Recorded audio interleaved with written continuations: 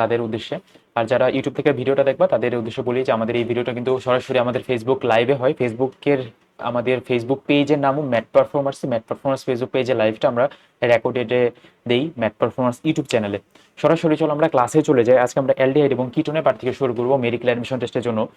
তার আগে বলে রাখি যে অনেকদিন পরে যদি কেউ ক্লাসটা দেখো বা অনেকদিন পরে যদি মেডিকেল অ্যাডমিশন টেস্টের প্রিপারেশন শুরু করে থাকো, তাহলে ভাইয়া এই যে এইচএসসির যে আমাদের একাডেমিকের যে পড়াশোনা, সেটা থেকে কিন্তু আমাদের মেডিকেলের পড়াশোনাটা একটু ডিফারেন্ট হবে। তোমাকে যে অ্যালডিহাইড কিটোনের যে শুরু থেকে বেসিক দেখাবো ওরকম না। মেডিকেল অ্যাডমিশন টেস্টের জন্য আমরা সরাসরি অ্যাকশনে চলে যাবো, সরাসরি পড়াশোনায় চলে যাবো। দেখো তাহলে কিভাবে পড়ি, আস্তে আস্তে পড়ার মধ্যে মধ্যে আবার কথা হবে।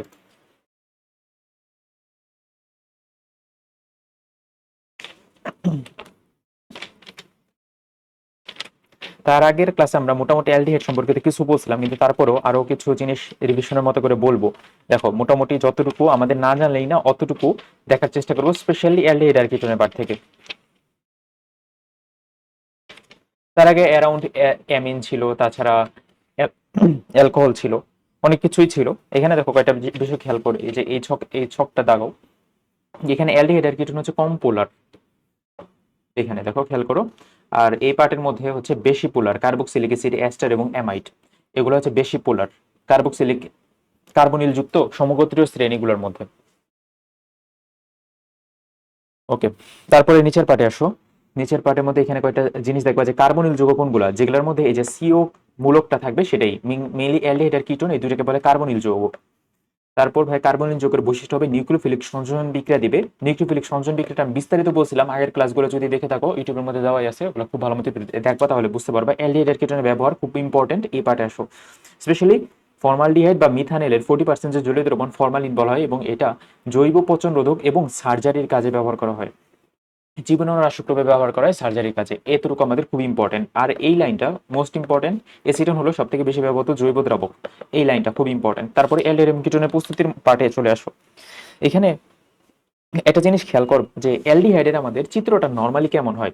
নর্মালি এরকম হয় না, CH3CHO এরকম। আর কিটোনের চিত্রটা কেমন হয়, যে CH3CO CHO CH3, এটা এটা হচ্ছে দেখো কিটোনের মধ্যে এরকম সিও বন্ড আর দুই পাশে দুইটা আর বন্ড থাকবে, তাই না? আর অ্যালডিহাইডের মধ্যে CH3 মানে আর বন্ড আর একটা CHO বন্ড। এখন CH3 মূলক কার্বনিল মূলকের সক্রিয়তা হ্রাস করে, এই কথাটা লিখে রাখবো। CH3 মূলক কার্বনিল যৌগের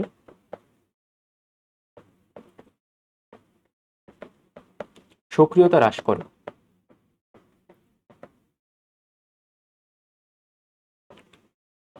এই কথার মানে কি? মানে হচ্ছে আমি যদি তোমাকে একটা নর্মালি দেখাই যে অ্যালডিহাইডের মধ্যে যেমন CH3CHO, এটা হচ্ছে অ্যালডিহাইড। আর কিটোনের মধ্যে CH3CO CH3, এটা হচ্ছে কিটোনের মধ্যে। এখন অ্যালডিহাইডের মধ্যে দেখো CH3 আছে একটা, আর কিটোনের মধ্যে CH3 আছে দুইটা, মানে এটা সর্বনিম্ন কিটোন হওয়ার জন্য তো আমাদের দুইটাই লাগবে আর আর বন্ড।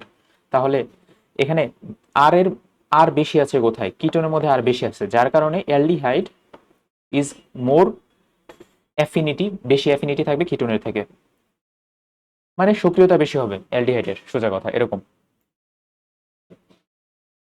তাহলে আশা করি এতটুকু বুঝতে পারছো। তাছাড়া আমি যদি আরেকটা এক্সাম্পল দিই তোমাকে, এই যে আর CH3CH3CHO, এটা আচ্ছা।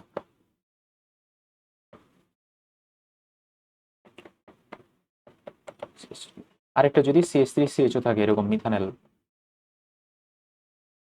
ইথানেল। এখন এই দুইটার মধ্যে কোনটা বেশি সক্রিয়, এটা যদি আমাদের প্রশ্ন থাকে, তাহলে আমরা একটু আগে পড়ছিলাম যে CH3 মূলক সক্রিয়তা হ্রাস করে, তাহলে এটা হবে বেশি সক্রিয়, CH3CHO ইথানেল। তাহলে সামনে আসো, সামনের পার্টের মধ্যে এখানে একটা খুব ইম্পর্টেন্ট বিক্রিয়া আছে, যে অ্যালকাইনের পানি যোজন বিক্রিয়ার মাধ্যমে, এখানেই যে অ্যালকাইনের পানি যোজন বিক্রিয়া দ্বারা 2% মার্কিউরিক সালফেট এবং 20% সালফিউরিক অ্যাসিডে মিশ্রণ করলে আমাদের অ্যালডিহাইড এবং অন্য সব অ্যালকাইন থেকে কিটোন উৎপন্ন হয়। এখানে দেখো অ্যালকাইনের সাথে তুমি যদি 2% মার্কিউরিক সালফেট এবং 20% সালফিউরিক অ্যাসিড দাও, তাহলে তৈরি হবে অ্যালডিহাইড। মানে অ্যালডিহাইড তৈরি হতে পারে, অথবা কিটোন তৈরি হতে পারে, অথবা কিটোনও তৈরি হবে। এখন যদি তোমার এখানে এসিটিলিন থাকে তাহলে আলটিমেটলি ইথানল তৈরি হয়। এটা একটু দেখে রাখো, জাস্ট এইভাবে এত ডিপলি আসবে না, তুমি জাস্ট মনে রাখো যে এই বিক্রিয়াটা যে অ্যালকাইনের সাথে আমি যদি পানি অ্যাড করি এবং প্রভাবগুলো কি কি দেই তাহলে আলটিমেটলি কিটোন তৈরি হবে। এই দুইটা কথা একটু খেয়াল করলেই হবে। তারপর সামনে আসো, সামনের দিকে এই ওজোনোলাইসিস বিক্রিয়াগুলো আমরা আলাদাভাবে আবার দেখব। এখন ওজোনোলাইসিস বিক্রিয়া থেকে জাস্ট এটা জানো যে অ্যালকেনকে ওজোনোলাইসিস করলে আমাদের আসবে অ্যালডিহাইড, আর অ্যালকাইনের ওজোনোলাইসিস করলে আসবে কার্বক্সিলিক অ্যাসিড। এই দুইটা কথা মাথায় রেখো, আমরা ওজোনোলাইসিস পরে বিস্তারিত দেখব। 6 নম্বর পয়েন্টে আসো যে অ্যাসিড ক্লোরাইড থেকে অ্যালডিহাইড রোজেনমন বিজারণ বিক্রিয়া। প্রথমত এটা যে অ্যাসিড ক্লোরাইড থেকে তৈরি হবে অ্যালডিহাইড, এটা কি ধরনের বিক্রিয়া হবে? রোজেনমন বিজারণ বিক্রিয়া। রোজেনমন বিক্রিয়া আমাদের লাগবে কি, প্রভাবক কি, উৎপন্ন হবে কি, তিনটা বিষয় লাগবে। হচ্ছে অ্যাসিড ক্লোরাইড বা অ্যাসিটাইল ক্লোরাইড, এটার সাথে আমরা যদি হাইড্রোজেন দিই এবং প্যালাডিয়াম বেরিয়াম সালফেট জাইলিন প্রভাবক এবং 144 ডিগ্রি সেলসিয়াস টেম্পারেচার দিই, তৈরি হবে আমাদের অ্যালডিহাইড বা ইথানল। এই পয়েন্টে একটা জিনিস খেয়াল করতে হবে, অ্যাসিড ক্লোরাইড রয়েছে আমাদের কার্বক্সিলিক অ্যাসিডের জাতক। আমরা লাস্ট ক্লাসে পড়ছিলাম বা আগের ক্লাসগুলোতে পড়ছিলাম যে এরকম একটা বিষয়। দেখো তো, অ্যাসিডকে আমরা যদি বিজারিত করি যেমন হাইড্রোজেন দিয়ে অথবা হাইড্রোজেন দিয়ে, তাহলে আমাদের তৈরি হবে অ্যালডিহাইড অথবা কিটোন, এরকম এরকম জিনিস পড়ছিলাম। আর এটাকে যদি বিজারিত করো জার্মান হাইড্রোজেন দিয়ে তাহলে তৈরি হবে অ্যালকোহল। আবার সেম ভাবে এটাকে যদি জারিত করো জার্মান অক্সিজেন দিয়ে তখন হবে অ্যালডিহাইড। আবার এটাকে যদি জারিত করো অক্সিজেন দিয়ে তাহলে আমাদের তৈরি হবে অ্যাসিড। আর অ্যাসিডের যা যা ভাই বোন আছে, অ্যাসিডের ভাই বোনের মধ্যে একটা হচ্ছে অ্যাসিড ক্লোরাইড, CH3COCl, এটা একটা ভাই অ্যাসিড ক্লোরাইড বা অ্যাসিটাইল ক্লোরাইড। এটাকে যদি তুমি হাইড্রোজেন দিয়ে বিজারিত করো, বিজারিত করার জন্য আমাদের এই কয়টা প্রভাবক লাগবে, যেটাই হচ্ছে রোজনমন বিক্রিয়ার খুব ইম্পর্টেন্ট পয়েন্ট। আর রোজনমন বিক্রিয়ার একদম মানে নির্দিষ্ট করে দেয় এটা যে রোজনমন বিক্রিয়া, প্যালাডিয়াম বেরিয়াম সালফেট জাইলিন প্রভাবক এবং 144 ডিগ্রি সেলসিয়াস টেম্পারেচার, এবং তৈরি হবে ইথানল। এই পার্টটা তোমার খেয়াল করতে হবে। আর সেম ভাবে তুমি যদি এটা অ্যারোমেটিকও করো, বেনজাইল যে ক্লোরাইড, এটার সাথে যেমন হাইড্রোজেন দিবা, প্যালাডিয়াম বেরিয়াম সালফেট দিবা, আলটিমেটলি তৈরি হবে বেনজালডিহাইড। তারপর এখানে একটা খেয়াল করো, অ্যালডিহাইডের নিশ্চয়তাকরণ বিক্রিয়া কোনটা, এইটা আমরা একটু পরে পড়বো। তারপর সামনে আসো, তাহলে রোজেনমন বিজারণ বিক্রিয়ায় প্যালাডিয়াম বেরিয়াম সালফেট লাগবে, এবং এখানে প্যালাডিয়াম প্রভাবের ক্ষমতা হ্রাস করে প্রভাবক 20 থাকবে বেরিয়াম সালফেট। এখানে প্যালাডিয়ামের প্রভাবক 20 হচ্ছে বেরিয়াম সালফেট, এটা খেয়াল করতে হবে, এটা পরীক্ষায় আসে। আংশিক বিজারণের জন্য প্যালাডিয়াম প্রভাবক ব্যবহার করতে হয়। তাছাড়া পূর্ণ বিজারণের জন্য অ্যালকোহল উৎপন্ন হয়। যদি আমাদের বেরিয়াম সালফেট কেন ইউজ করতে হয় এটাই বলছে, যে বেরিয়াম সালফেট যদি ইউজ না করতে তাহলে তোমার একদম হাইয়েস্ট পরিমাণে বিজারণ হয়ে যায়। তো হাইয়েস্ট বিজারণ হয়ে যায়, হাইয়েস্ট বিজারণ যদি হয় তখন আরেক স্টেপ পিছনে চলে আসবে, আরেক স্টেপ পিছনে আসবে আমাদের হচ্ছে অ্যালকোহল। রোজেনমন বিজারণ বিক্রিয়া বলে এটাকে। রোজেনমন বানান দেখো ROACNMUND, রোজেনমন রিডাকশন। এই পদ্ধতিতে ফর্মালডিহাইড ও কিটোন প্রস্তুত করা যায় না। এটা একটু খেয়াল করো, রোজেনমন বিজারণ বিক্রিয়ায় ফর্মালডিহাইড আর কিটোন তৈরি করা যায় না। ফর্মালডিহাইড তৈরি করার জন্য আমাদের ফর্মাইল ক্লোরাইড লাগবে। ফর্মাইল ক্লোরাইডের সংকেত হচ্ছে HCOCl, যেটা কক্ষ তাপমাত্রায় একটা অস্থায়ী যৌগ, তার জন্য ফর্মালডিহাইড তৈরি করা যায় না। রোজেনমন বিজারণ বিক্রিয়া তাহলে কি তৈরি করতে হয়? আমাদের শুধুমাত্র ফর্মালডিহাইড বাদে অন্য সব অ্যালডিহাইড, মানে 2 কার্বন বিশিষ্ট অ্যালডিহাইড জাতীয় যা যা আছে সবগুলাই, বা 3 কার্বন বিশিষ্ট অ্যালডিহাইড, 4 কার্বন বিশিষ্ট অ্যালডিহাইড, পরবর্তীতে যত অ্যালডিহাইড প্রস্তুত করা যায়, কিন্তু কিটোন প্রস্তুত করা যাবে না। কারণ আছে, কারণ এটার একটা মেকানিজম আছে যে অ্যাসিড ক্লোরাইড থেকে কিটোন প্রস্তুত করা যায় না। তারপর আসো বেনজোইক অ্যাসিডের সাথে বেঞ্জল, এটা লাগবে না, এটা পরীক্ষা আসবে না। তারপর আমরা চলো সামনে আগে, এই যে এই পয়েন্ট আসো অ্যালডিহাইড ও কিটোন শনাক্তকারী বিক্রিয়া। অ্যালডিহাইড কিটোন শনাক্তকারী বিক্রিয়ার মধ্যে প্রথম যে আমাদের পয়েন্টটা মনে রাখতে হবে, আমি তোমাকে সিম্পলি বোঝানোর চেষ্টা করি। কার্বনিল কম্পাউন্ড ওগুলাই যেগুলোর মধ্যে CO বন্ডটা আমাদের থাকবে, এটাকে ধরে নাম কার্বনিল কম্পাউন্ড ধরে নিই। কার্বনিল কম্পাউন্ডকে শনাক্ত করবো আমি অন্য অ্যালডিহাইড অথবা অন্য যৌগ থেকে, অন্য যৌগ বলতে অ্যাসিড থেকে শনাক্ত করতে পারি, আমি অ্যালকোহল থেকে শনাক্ত করতে পারি, বা আমি যদি কার্বন কার্বন ট্রিপল বন্ড যেটা অ্যালকাইন থেকে শনাক্ত করতে পারি, এগুলা থেকে শনাক্ত করব কার্বনিল কম্পাউন্ডকে। কার্বনিল কম্পাউন্ডের মধ্যে আছে হয় অ্যালডিহাইড নয় কিটোন, এই দুটো আমাদের শনাক্ত করবো হচ্ছে 2,4-DNP টেস্ট দিয়ে। 2,4-DNP টেস্ট দিয়ে কি তৈরি হয় এবং কিভাবে তৈরি হয় এটা আমাদের জাস্ট মাথায় রাখা লাগবে। আর এটার মধ্যে যে দুইটা যৌগ আছে যেটা হচ্ছে অ্যালডিহাইড আর কিটোন, এই দুইটা আমরা আবার আলাদা বিক্রিয়া দিয়ে আমরা শনাক্ত করব, যেটা হচ্ছে টলিন বিক্রিয়া এবং ফিলিং দ্রবণ পরীক্ষা। এইটাই আমরা জাস্ট মাথায় রাখবা, এটাই পরীক্ষায় আসে, কিন্তু এটা ভুলে যাও। কার্বনিলমূলক শনাক্তকরণ যদি বলে 2,4-DNP টেস্ট, 2,4-DNP টেস্টের মধ্যে বিক্রিয়া তো আমাদের পড়া লাগবে না, জাস্ট মাথায় রাখবা 2,4-DNP টেস্টে আলটিমেটলি তৈরি হয় 2,4-ডাইনাইট্রোফিনাইল হাইড্রাজোন কমলা হলুদ বর্ণের। আর 2,4-DNP-র ফুল মিনিং হচ্ছে 2,4-ডাইনাইট্রোফিনাইল হাইড্রাজিন। এখানে হাইড্রাজিন আর এখানে হচ্ছে হাইড্রাজোন। ওকে, দেন আমরা সামনের দিকে আসি। এটা হচ্ছে কমলা হলুদ বর্ণ, এটা কিন্তু খেয়াল করো, এটা আসবে। তারপর টলিন বিকারক সহপরীক্ষা। টলিন বিকারক সহপরীক্ষাতে টলিন বিকারকের সংকেতটা আমাদের শিখতে হবে আগে। এখানে দেখো সংকেতটা লেখা আছে যে ক্ষারীয় অ্যালুমিনিয়াম ডাই অ্যামোনিয়াম হাইড্রোক্সাইড বা ডাই সিলভার হাইড্রোক্সাইড, যেটা টলিন বিকারকের মূল উপাদান হলো ডাই অ্যামিন সিলভার হাইড্রোক্সাইড। এটা দেখো ডাই অ্যামিন সিলভার হাইড্রোক্সাইড।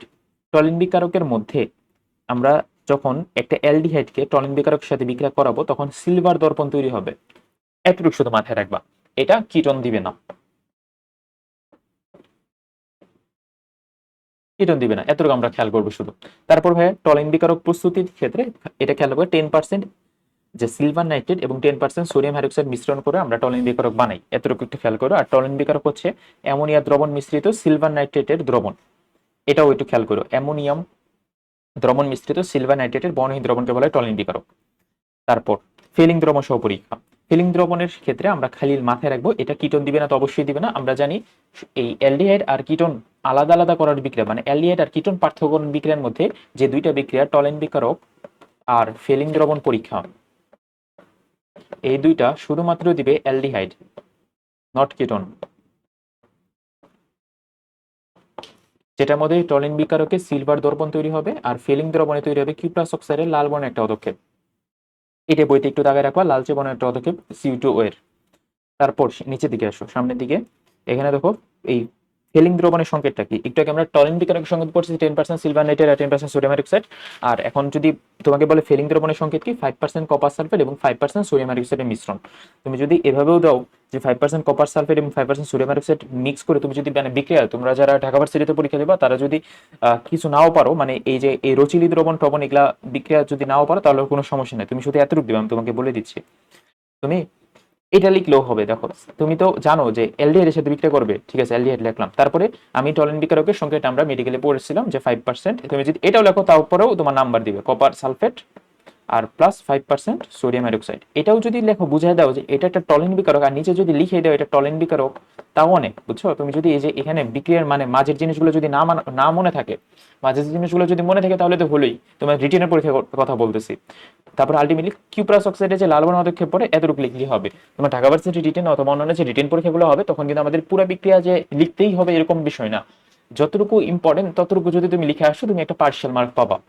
তারপরে সামনের দিকে আসি, তাহলে কি তৈরি হবে, কি দিয়ে কি তৈরি হবে এবং কোন বিক্রিয়া হবে, কোন বিক্রিয়ার নামটা কি, আমাদের এই 3-4টা বিষয় খেয়াল করতে হবে মেডিকেল অ্যাডমিশন টেস্টের জন্য।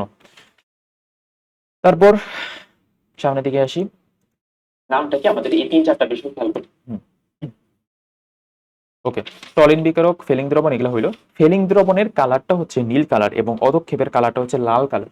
এই এই জিনিসটা দেখো তো, খেয়াল করো তো, এই যে ফেলিং দ্রবণের কালারটা হচ্ছে নীল কালার, বাট যে আমাদের অধক্ষেপটা হবে কিউপ্রাস অক্সাইডের ওইটা হবে আবার লাল কালার। এখানে লিখে দিই,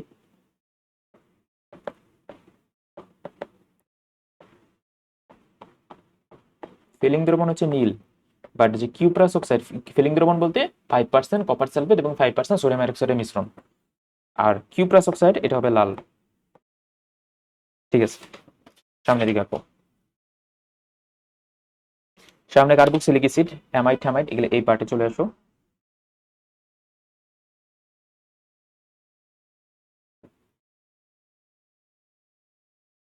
কার্যকরীমূলক কোনটা কার্বক্সিলিক অ্যাসিডের, COH, এটা তো সবাই জানে, বাচ্চারাও জানে। কার্বক্সিলিক অ্যাসিডের একটু আগে বলতেছিলাম না কার্বক্সিলিক অ্যাসিডের জাতক কোনগুলা। জাতক মানে হচ্ছে যে যৌগগুলা কার্বক্সিলিক অ্যাসিড থেকে আসবে ওগুলাকে বলবো আমরা কার্বক্সিলিক অ্যাসিডের জাতক। যেমন কি কি আসতে পারে, এস্টার আসতে পারে, এস্টারের সঙ্গে দেখে RCOR, আমরা পূর্ব একটু পরে এসিডামাইড RCONH2, তারপর হচ্ছে এসিড ক্লোরাইড RCOCl। দেখো এখানে RCO এতটুকু পার্টটুকু কনস্ট্যান্ট, Cl এখানে আসছে ক্লোরাইড হয়ে গেছে এসিড ক্লোরাইড। RCO পার্টটুকু কনস্ট্যান্ট, এখানে NH2 পার্টটুকু আসছে দেখে আমরা অ্যামাইড বলবো। NH2 পার্টটুকু তো অ্যামাইডের সাথে সম্পর্কিত, অ্যামিন দেখে তো অ্যামাইড আসছে। তারপরে এস্টার, এই যে RCO এই পার্টটুকু আমাদের কনস্ট্যান্ট, OR পার্টটুকু এক্সট্রা আসছে, এস্টার এস্টার OR এভাবে মনে রাখবা। আর CO কনস্ট্যান্ট, এরপরে আমার যে জাতকগুলা, মানে জাতক বলতে ভাই বোন, ভাই বোনগুলো আসবে, যেমন অ্যামাইড বললে NH2 শেষ, এস্টার বললে এস্টার OR এভাবে মনে রাখবা, এস্টার OR RCOOR আর বলতে তো আমরা জানি CH3 CH2H5 ওগুলো। আশা করি এটা পারবা। এখন এখানে একটা আচ্ছা, নিউক্লিওফিলিক সংযোজন ইলেকট্রোফিলিক সংযোজনের কথাগুলো কিন্তু আমি এখানে বলতেছি না, কারণ সবগুলো একবারে বলে দিয়েছিলাম নিউক্লিওফিলিক সংযোজন কারা দিবে, ইলেকট্রোফিলিক সংযোজন কারা দিবে। তারপরে যদি কোনো কনফিউশন থাকে ভাই আগের ক্লাসগুলো দয়া করে লিখে জেনে রাখবা, কারণ এখানে অনেকগুলো কথা বলছি। নিউক্লিওফিলিক সংযোজন বিক্রিয়া দেয় না কারা, আর ইলেকট্রোফিলিক সংযোজন বিক্রিয়া দেয়, কেন দেয় না, সবগুলো আলাদাভাবে ক্লাসের মধ্যে কিন্তু বলছিলাম। তারপরে আসো আমরা এখানে আসি, যে কার্বক্সিলিক অ্যাসিডের জাতক বা ডেরিভেটিভস বলে এদের। ওকে,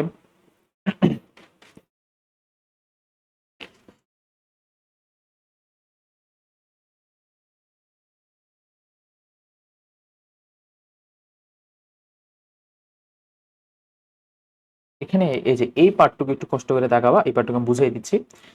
উদ্ভিদ এবং অনেক প্রাণীতে কার্বক্সিলিক অ্যাসিড পাওয়া যায়, যেমন কোথায় কোথায় ভিনেগারের মধ্যে 6 থেকে 10% এসিটিক অ্যাসিড। ছোটবেলা থেকে পড়ে আসতেছো। টক গন্ধযুক্ত মাখন বা বাটারে তৈরি হয় বিউটানিক অ্যাসিড। দেখো বাটারের ব আছে, বিউটানিক অ্যাসিডের ব আছে। লাল পিঁপড়া এবং ভিমরুলের গ্ল্যান্ডে থাকবে হচ্ছে ফর্মিক অ্যাসিড। আমরা ছোটবেলা থেকে জানি যে ফর্মিক অ্যাসিড থাকবে হচ্ছে ভিমরুলের গ্ল্যান্ডে বা লাল পিঁপড়ার গ্ল্যান্ডে। তারপর প্রাণীর চর্বি এবং উদ্ভিদের তেলে দেখবে দীর্ঘ কার্বনযুক্ত স্টিয়ারিক অ্যাসিড বা octa die ডেকানোইক acid. Octa ডেকানোইক acid নাম মনে না থাকলে দরকার নেই পড়া, তুমি স্টিয়ারিক অ্যাসিড মনে রাখো। কোথায় থাকে? চর্বিতে থাকে স্টিয়ারিক অ্যাসিড। মনে করবা যে এইভাবে স্টিয়ারিক অ্যাসিড মানে স্টেরয়েড, আর স্টেরয়েড একটা চর্বি জাতীয় জিনিস। এভাবে মনে রাখবা, তাহলে মনে থাকবে। তারপরে পাম অয়েলে থাকবে পামিডিক অ্যাসিড, কমন সেন্স পামিডিক অ্যাসিড। হেক্সা ডেকানোইক অ্যাসিড, পামিডিক অ্যাসিড আরেক নামে হেক্সা ডেকানোইক অ্যাসিড। ওকে, এখন কোশ্চেন আসতে পারে ভাইয়া এই যে এগুলা কি পড়া লাগবে? এই সংকেতগুলো না, এগুলো সংকেতগুলো আসবে না, মেডিকেলের জন্য আমাদের ইম্পর্টেন্ট না। তারপরে কালো বলছি তোমাদের ঠাসার কথা বলি, অর্গানিক কেমিস্ট্রিতে ম্যাক্সিমাম কোশ্চেন আমাদের বইয়ের এমসিকিউ থেকেই হবে। তারপরেও এগুলা কেন দেখাচ্ছি, কারণ এগুলা একটা কমন সেন্সের বিষয়। টিচারের যদি চোখ পড়ে আমাদের এখান থেকে প্রশ্ন করতে পারে, প্রশ্ন করলে আমরা যেন পারি অ্যাটলিস্ট। তাছাড়া কোচিং সেন্টারে পরীক্ষায় আসবে, আমাদের নিজেদেরই এক্সাম বেচে পরীক্ষায় আসে, এগুলো আসবেও। ফ্যাটি অ্যাসিডের পার্টে চলে আসো। ফ্যাটি অ্যাসিড জিনিসটা কি?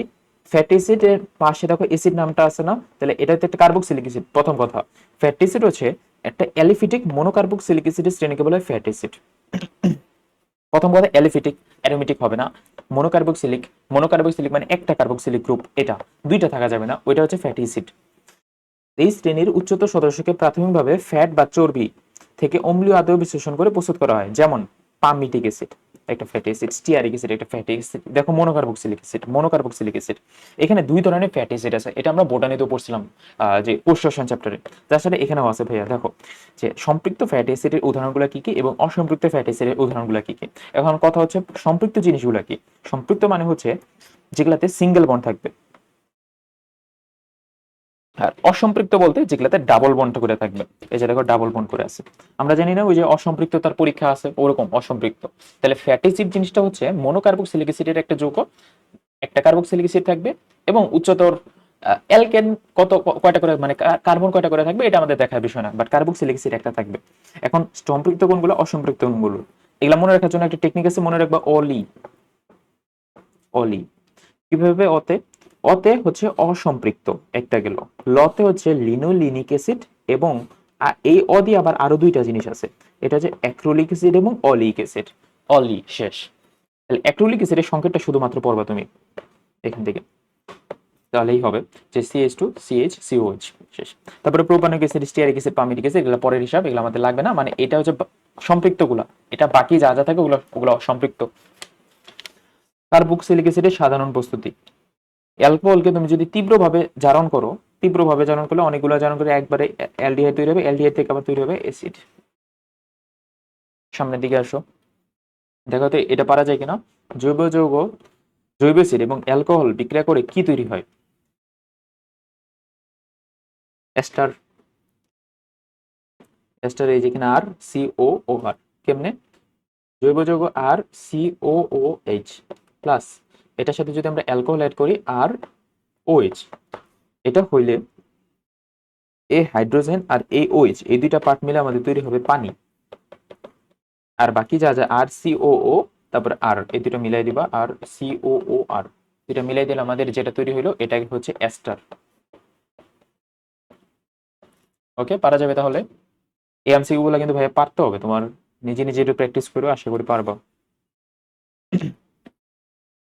দেখো তো এই বিক্রিয়া, এই যে এইটা পারো কিনা, এটা আগের ক্লাসের পড়া। নিউক্লিওফিলিক জুট বিক্রিয়া কারা দিবে? শুধুমাত্র দিবে অ্যালডিহাইড আর কিটোন, নিউক্লিওফিলিক সংযোজন বিক্রিয়া 1 আর 2।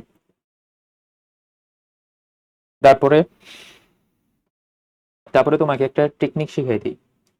এটা হচ্ছে তুমি যদি এই যে 3 নাম্বার এই যে সাইনাইড থাইনাইড এগুলা থেকে তুমি যদি পানি দাও তাহলে কার্বক্সিলিক অ্যাসিড তৈরি হয়ে যায়। এই যে সাইনাইড নাইট্রোল এগুলোকে দিলে কার্বক্সিলিক অ্যাসিড তৈরি হয়ে যায়। যদি এটা লাগবে না আমাদের তারপরেও। তারপরে পরে চলে আসো গ্রিগনার বিকারক থেকে। গ্রিগনার বিকারকের সবগুলো বিক্রিয়া আমরা একবারে লিখবো, তারপরে এখান থেকে একটু জাস্ট পড়ার জন্য পড়ে রাখো। গ্রিগনার বিকারকের সাথে তুমি যদি কার্বন ডাইঅক্সাইড দাও তাহলে তৈরি হবে কার্বক্সিলিক অ্যাসিড। তাছাড়া এখানে দেখো তো অ্যাসিটিক অ্যাসিড থেকে অ্যাসিটিক অ্যাসিড প্রস্তুতি। অ্যাসিটিক অ্যাসিড প্রস্তুত করার জন্য আমাদের আগে অ্যালডিহাইড লাগবে, ইথানল লাগবে। ইথানল বানাবো আগে আমরা, অ্যালকাইন থেকে ইথানল বানাবা, ইথানল থেকে যা এটা জারিত করে দিব। এটা কিন্তু এই যে এই বিক্রিয়াটা ঠিক এই বিক্রিয়াতে চ্যাপ্টার 5-এও আছে। চ্যাপ্টার 5-এ যে ভিনেগার প্রস্তুতির পার্টে সামনের দিকে আসো, সোডিয়াম বাইকার্বনেট দ্রবণ সহ পরীক্ষা। এই যে এটা ইম্পর্টেন্ট, সোডিয়াম হাইড্রোজেন বাইকার্বনেট সহ পরীক্ষা। সোডিয়াম বাইকার্বনেট 5% দ্রবণের সাথে কার্বক্সিলিক অ্যাসিড যুক্ত জৈব অ্যাসিডের বিক্রিয়ায় বুদবুদ সহ কার্বন ডাইঅক্সাইড বের হয়। নির্গত কার্বন ডাইঅক্সাইড গ্যাসকে চুনের পানির সাথে বিক্রিয়া করলে আবার ঘোলাটে হয়ে যায়। এটা দিয়ে তাহলে শনাক্ত করা যায় আমাদের কার্বক্সিলিক অ্যাসিড। সোজা কথা, এটা এমসিকিউ আসে যে সোডিয়াম বাইকার্বনেটে কি করা হয়, কার্বক্সিলিক অ্যাসিড শনাক্ত করা হয়, দ্যাটস ইট।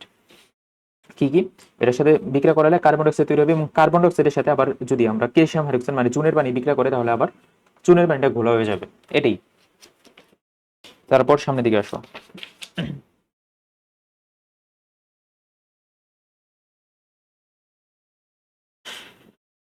এই লাইনটা একটু দাগায় রাখা, শুধু বুঝে রাখবা যে এই লাইনটা যে ফর্মিক অ্যাসিড বা যে মিথানোইক অ্যাসিড HCOH অ্যালডিহাইড বিজারক এবং অ্যাসিড উভয় রূপে কাজ করে।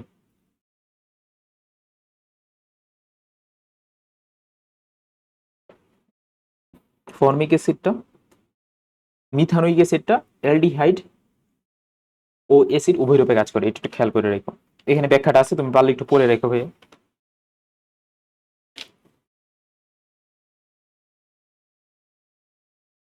এই ফর্মিক অ্যাসিডের মধ্যে এই যে এই অংশটুকু অ্যালডিহাইড মূলক, আর COH এই অংশটুকু হচ্ছে কার্বক্সিলিক অ্যাসিড মূলক, যার কারণে দুইটাই বিজারক জারক বিজারক উভয় রূপে কাজ করে।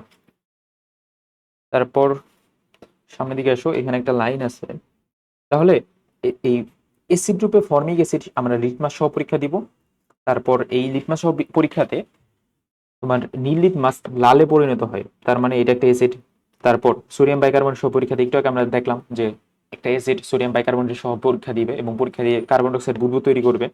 অ্যালডিহাইড এবং বিজারক রূপে কাজ করবে ফর্মিক অ্যাসিড। অ্যালডিহাইড বা বিজারক রূপে কাজ করবে ফর্মিক অ্যাসিড। এখানে তোমার বিজারক আর জারক দুইটা মিক্স করে কার্বন ডাইঅক্সাইড তৈরি করছে, এটা বেশি ইম্পর্টেন্ট না। ফেলিং দ্রবণ সহ পরীক্ষা দিবে, কারণ আমরা জানি ফেলিং দ্রবণ পরীক্ষাটা অ্যালডিহাইড দেয়।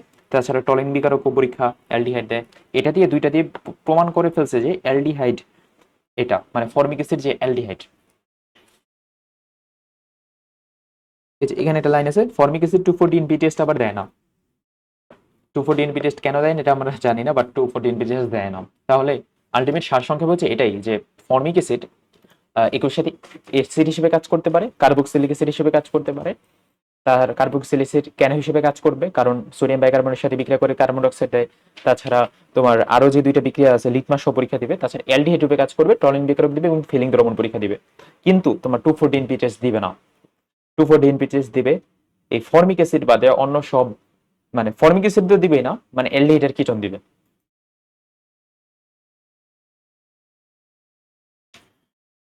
এখানে একটা লাইন আছে দেখো, HCOH অপেক্ষা CH3COH দুর্বল অ্যাসিড। আমি একটু আগে তোমাকে বলছিলাম যে CH3 মূলক সক্রিয়তা হ্রাস করে।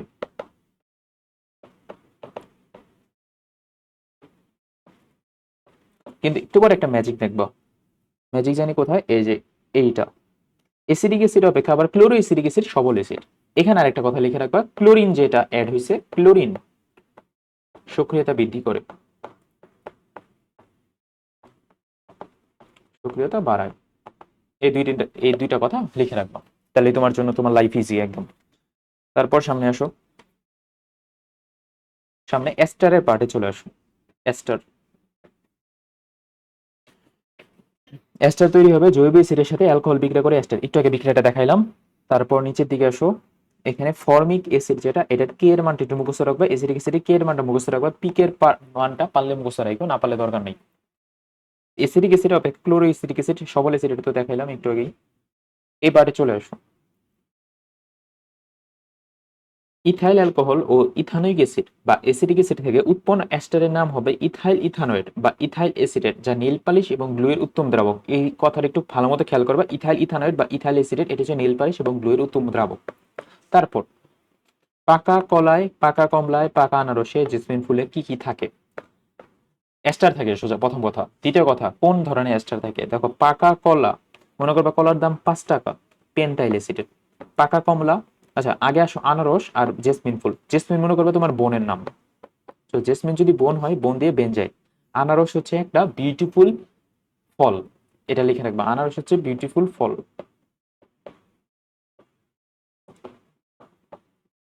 যার কারণে বিউটিফুল মানে বিউটারেট এস্টার।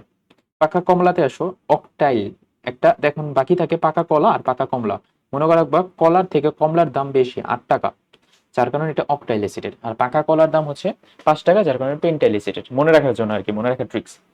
পারা পারা যাবে, পেন্টাইল, অকটাইল, বিউটাইল, বেঞ্জাইল অ্যাসিটেট। তারপর সামনের দিকে আসো, এস্টার শনাক্তকারী বিক্রিয়া। এখানে একটা লাইন আছে, এই যে এস্টারীকরণ বলতে কি বোঝায়, যে অ্যাসিডের সাথে অ্যালকোহল বিক্রিয়া করে যে এস্টার তৈরি করলা, এটাই এস্টারীকরণ বিক্রিয়া। এখানে একটা এক অণু পানি বের হয়ে যায়, এটাকে বিক্রিয়া লেখায় দেখালাম। এই পার্টে আসো, যে এখানে এই যে এস্টার শনাক্তকারী বিক্রিয়া, ফেরিক হাইড্রোমিন পরীক্ষা। তোমাকে যদি প্রশ্ন আসে ফেরিক হাইড্রোমিন পরীক্ষা কি করে, এস্টার শনাক্ত করে, এটা যেন পারো। তারপরে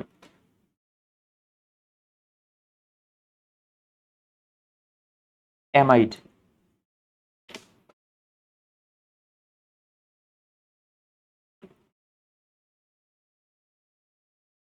আচ্ছা ফেরিক হাইড্রোমিনে এখানে একটা লালচে বাদামি বর্ণ, এটা পদক্ষেপ করে, একটু খেয়াল করো, লালচে বাদামি বর্ণের ফেরিক হাইড্রোমিনের।